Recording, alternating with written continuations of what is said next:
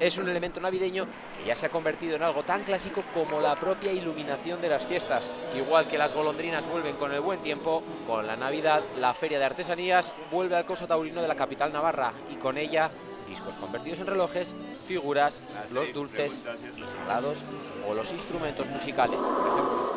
Tenemos instrumentos desde muy antiguos, milenarios, como los cuencos tibetanos, panderos chamánicos, a instrumentos mucho más modernos, como estos cazuelitas, digamos, que es el estilo Alhandrán, que es el nombre un poco más conocido.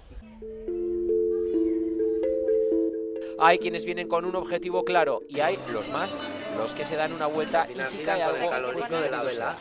Pues a dar una vuelta, pasar la mañana del domingo, que hoy está precioso, y apoyar a los artesanos. ¿Qué es lo que más te gusta de todo eso que estás viendo aquí? Pues que está hecho con las manos. Artesanía sí, hay gente que hace y otras cosas que traemos de otros países que son artesanía, sí. Los más de medio centenar de puestos permanecerán abiertos hasta el próximo día 7 de enero.